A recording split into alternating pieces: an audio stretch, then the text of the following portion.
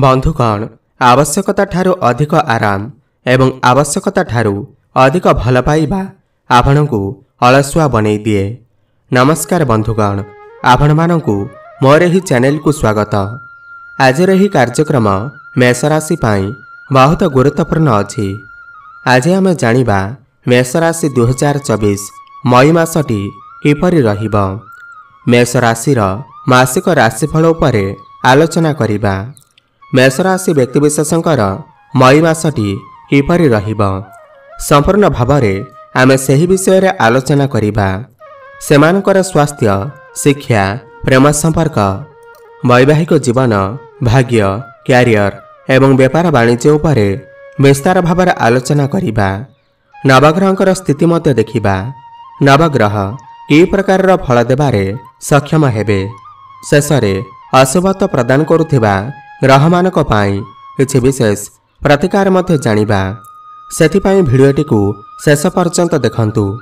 चलंतु आरंभ करिबा एही कार्यक्रम, जहाँकि जन्म राशि चंद्र राशि उपर आधारित। मई मास आरंभ रे मेष राशि रे नवग्रहंकर स्थिति विषय रे सर्वप्रथमे जानिबा। एहा परिवारु जदि आपणकर मेष राशि हुई थाए एवं आपण भी ईश्वर को सच्चा हृदय भक्ति करती, विश्वास करती, तेबे एही भिडियोटी को लाइक करी कमेंट बॉक्स रे जय जगन्नाथ, जय श्री राम अवश्य लिखि दियंतु। ता सबुठु प्रथमे जानिबा मेष राशि रे एही मई मासरे नवग्रहंकर स्थिति किपरि रहिबो। जेबे मई मास आरंभ हेबो तो मेष राशि रे नवग्रहंकर स्थिति एही प्रकार रहिबो जेमिति आपण स्क्रीन रे देखुछंती। सबुठु प्रथमे आपणकर राशिर स्वामी ग्रह हेउछंती मंगल ग्रह एवं मंगल ग्रह आपणकर द्वादश घरे विराजमान अछंती। बुध एवं राहु को सहित विराजमान अछंती। आपणकर प्रथम भाव में विराजमान अछंती सूर्य एवं शुक्र। आपणकर द्वितीय भाव में विराजमान अछंती देवगुरु बृहस्पति। आपणकर षष्ठ घरे विराजमान अछंती केतुदेव एवं आपणकर एकादश घरे विराजमान अछंती शनिदेव। ध्यान देई शुणंतु। सबुठ प्रथमे जानिबा आपणकर स्वास्थ्य किपरि रहिबो एही मई मास 2024 रे। बंधुगण प्रथम भाव होई थाए आमर स्वास्थ्यर भाव, आमर इम्यूनिटी सिस्टम रा भाव एवं प्रथम भावर अधिपति हेउछंती आपणकर मंगल ग्रह एवं मंगल ग्रह आपणकर द्वादश घरे विराजमान अछंती बुध एवं राहु को सहित अछंती एवं पूरा मास मंगल आपणकर द्वादश घरे विराजमान रहिबे। बंधुगण राशि चक्र रे द्वादश घर को भल माना जाई न थाए, काहेकि ना द्वादश घर आमर व्ययर स्थान होई थाए। जीवन रे समस्त प्रकार व्यय द्वादश घर देखा जाई थाए, सेथिपाई द्वादश घर को अशुभ माना जाई थाए। तो जेबे मंगल देव द्वादश घर अछंती तो आपणकर स्वास्थ्य रे किछि क्षय होई पारे, स्वास्थ्य किछि खराब होई पारे, आपणकर इम्यूनिटी सिस्टम किछि डाउन होई पारे। आपण एथि प्रति टिके ध्यान देबे। बाकी आपणकर देवगुरु बृहस्पतिंकर स्थिति भल अछि, सूर्यंकर स्थिति मध्य भल अछि। केवल मंगलंकर स्थिति आपणकर द्वादश घरे रहुथिबारु आपणकु कोठी ना कोठी स्किन रिलेटेड समस्या देखा देई पारे, त्वचा संबंधित समस्या देखा देई पारे, एलर्जी कुंडिया भली समस्या देखा देई पारे। आपण टिके थकापण अनुभव करि पारंती। आपण एथि प्रति टिके ध्यान देबे। एबे जानिबा आपणकर शिक्षा क्षेत्र किपरि रहिबो एही मई मास 2024 रे विद्यार्थी मानक पाई किपरि रहिबो। बंधुगण पंचम भाव होई थाए आपणकर शिक्षार भाव एवं पंचम भावर अधिपति हेउछंती सूर्यदेव एवं सूर्यदेव आपणकर प्रथम भाव में विराजमान अछंती। 14 मई पर्यंत आपणकर प्रथम भाव में विराजमान अछंती एवं 14 मई परे आपणकर द्वितीय भाव को चली जिबे। बंधुगण 14 मई पूर्वरु आपणकर सूर्य उच्चस्थ अछंती, तो एठारे सूर्यंकर स्थिति बहुत भल अछि। 14 मई पूर्वरु जदि आपणकर कोनोसी एग्जाम अछि तेबे ताहा आपणकु भल फल प्रदान करिबो। जदि आपण कोनोसी आपणकर पाठपढ़ा को नहीं डिसीजन नेबाकु चाहुचंती तो आपणक पय समय बहुत भल अछि। सूर्यदेव हेउछंती सरकार कारक ग्रह तो जदि आपणकर कौनसी गवर्नमेंट एग्जाम अच्छी तो आपन को से सफलता अवश्य मिलिबा। तेबे पाठपढ़ा को नहीं आपण जदि कौनसी बड़ डिसीजन नेबाकु चाहुचंती किमा कौनसी एडमिशन नेबाकु चाहुचंती ताहेले 14 मई पूर्व नियंतु। आपणक पई समय बहुत भल अछि काहेकि सूर्यदेव उच्चस्थ अछंती। 14 मई पर भी आपणक पई समय बहुत भल अछि।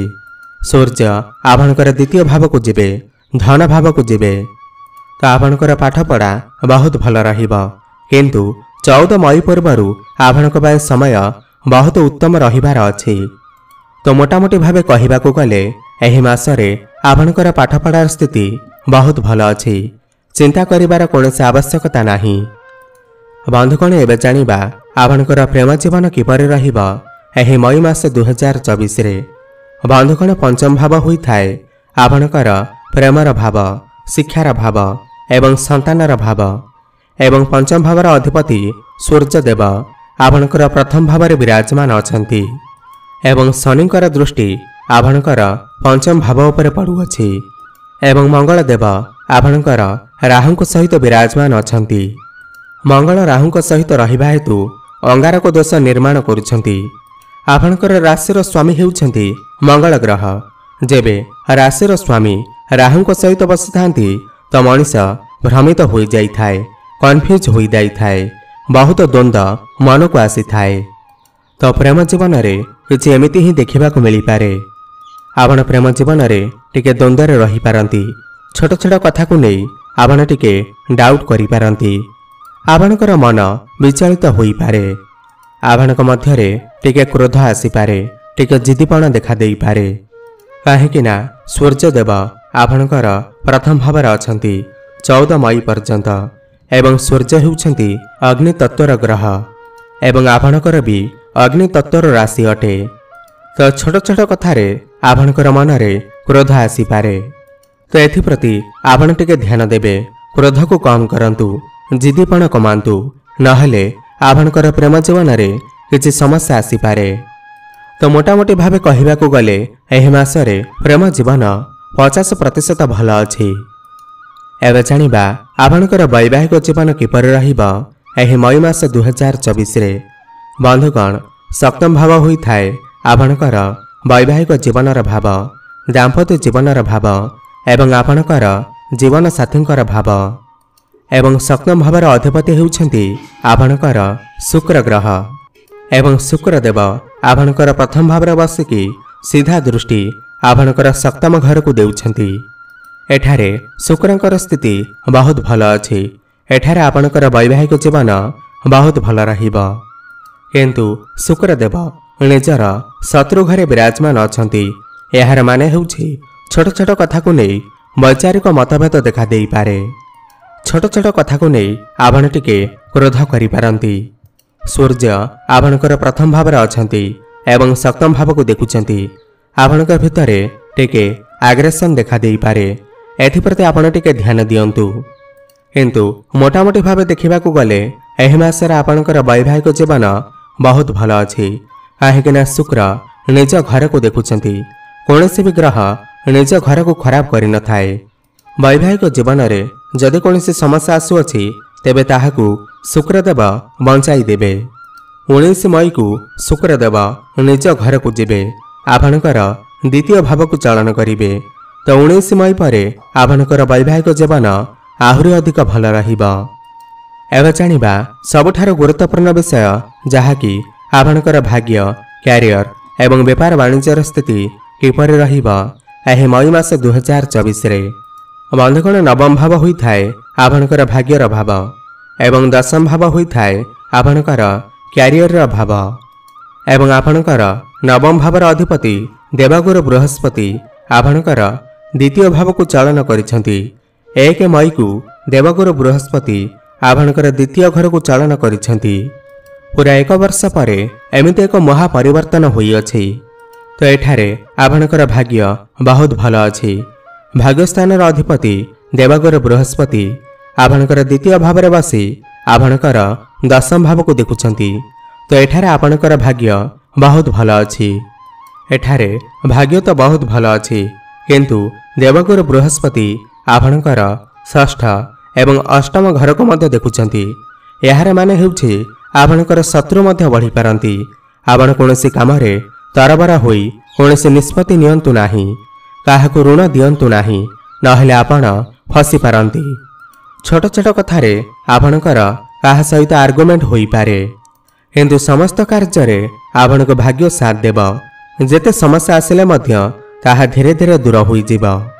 जदि आपण कोनोसी बड़ काम आरंभ करने को चाहते, कोनोसी शुभ मांगलिक कार्य करने को चाहते, तो समय आपण भल अच्छी, आपण करें। क्यारियर कथा हेबा जदि दशम भाव होता है आपणकर क्यारियर भाव एवं दशम भावर अधिपति होउछंती शनिदेव एवं शनिदेव आपणकर एकादश भाव विराजमान अछंती एवं शनि को उपरे कोनोसी भी पापग्रहंकर दृष्टि नाही। एठारे शनिंकर स्थिति बहुत भल अच्छी।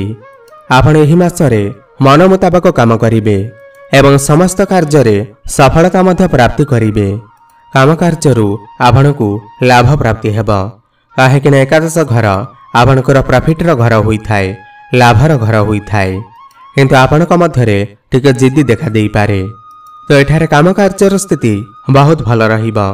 मंगल मध्य राहु एवं बुधंक सहित आपणकर द्वादश घर अछंती, तो वैदेशिक गतिविधि रे आपणको लाभ प्राप्ति हेबा।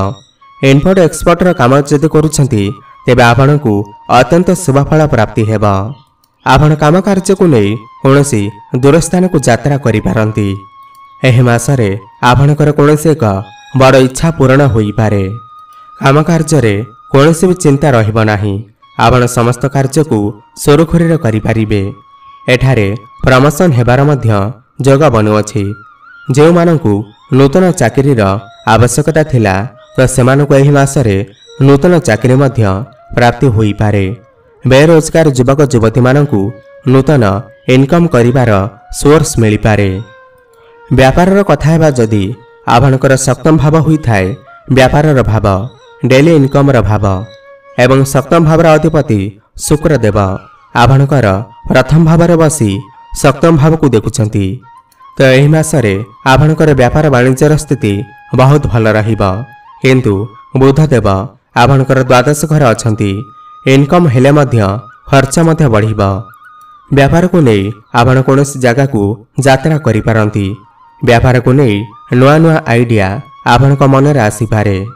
आपण कोनोसी नूतन व्यापार मध्य आरंभ करि पारंती एवं सेथिरे आपणकु सफलता अवश्य प्राप्ति हेबा। तो मोटामोटी भाव देखा गले एही मासरे आपणकर व्यापार स्थिति बहुत भल अच्छी। खाली टिके आपण खर्च उपर नियंत्रण रक्षा करंतु। एबे जानिबा किछि उपाय विषय रे जाहाको करिबा द्वारा एही मासरे जहाँ भी किछि अशुभ रहुअछि ताहा दूर होई पारिबा। आपण एही मासरे मंगलंकर बीज मंत्र जप अवश्य करंतु। बीज मंत्र हेउछि ओम क्रां क्रीं क्रौं सह भमाय नमः। 108 थर प्रतिदिन जप करंतु। अत्यंत शुभ रहिबा आपणक पई। एवं प्रत्येक दिन हनुमान चालीसार पाठ करंतु। अत्यंत शुभ रहिबा। एवं गुरुंकर बीज मंत्र जप अवश्य करंतु। ओम ग्रां ग्रीं ग्रौं सह गुरवे नमः। 108 थर प्रतिदिन जप करंतु। समय आपणक पई बहुत भल रहिबा। जहाँ भी अशुभ अछि ताहा दूर होई जिबा। आपणकर जीवन मंगलमय हेउ, एहा मोर प्रभु जगन्नाथक निकटरे एतिकी प्रार्थना। धन्यवाद।